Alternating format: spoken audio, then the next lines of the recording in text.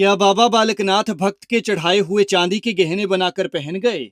आप भी कहेंगे ये कैसा सवाल है, क्योंकि हमने तो बाबा को श्रृंगार में देखा ही नहीं। वो तो सिर्फ एक सिंगी धारण किए रहते हैं।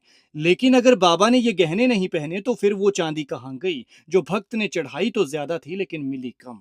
ऐसे में सवाल उठता है कि क्या राम मंदिर के चढ़ावे की चोरी के बाद हिमाचल में भी चढ़ावे की हेराफेरी का खेल शुरू हो गया है?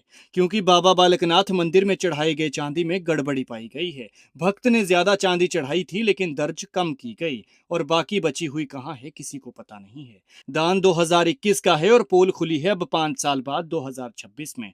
हालांकि ऐसा भी हो सकता है कि एंट्री करने में गलती हुई हो, क्योंकि एंट्री तो इंसान ने ही की है, चाहे लिखकर चाहे कंप्यूटर से टाइप करके, और इंसान गलतियों का पुतला है। पूरा पता तो जांच के बाद ही चल पाएगा। लेकिन अभी जो हैरान करने वाली खबर सामने आई है वो ये है कि बाबा बालकनाथ के इस मंदिर में जब चढ़ावे का ऑडिट किया गया तो 110 ग्राम चांदी सिर्फ 11.099 ग्राम मिली। हालांकि राम मंदिर में चढ़ावा चोरी का खेल सामने आने के बाद देश के कई मंदिरों के साथ साथ बाबा बालकनाथ के इस मंदिर में ये व्यवस्था लागू कर दी गई है कि चढ़ावे की गिनती करने वाले कर्मचारी बिना जेब वाले कपड़े पहनेंगे। लेकिन उससे पहले ही यहाँ पर 5 साल पुराने दान में गड़बड़ी पाई गई है। अमर उजाला की खबर के मुताबिक और ऑडिट रिपोर्ट के अनुसार दिसंबर 2021 में श्रद्धालु राकेश जैन ने मंदिर में 110 ग्राम चांदी दान की थी। लेकिन जब स्टॉक रजिस्टर की जांच की गई तो उसमें केवल 11 ग्राम 99 मिलीग्राम चांदी दर्ज मिली, और रिकॉर्ड में करीब 98 ग्राम चांदी का अंतर पाया गया। यानी ये 98 ग्राम चांदी गायब मिली। अब ये किसके पास है या नहीं कुछ पता नहीं है। लेकिन भैया हकीकत तो ये है कि इन दिनों चांदी सोने की बराबरी कर रही है। इस मामले के सामने आने के बाद ये सवाल उठ रहे हैं कि दान में मिली चांदी का रिकॉर्ड इतनी कम मात्रा में किस आधार पर दर्ज किया गया,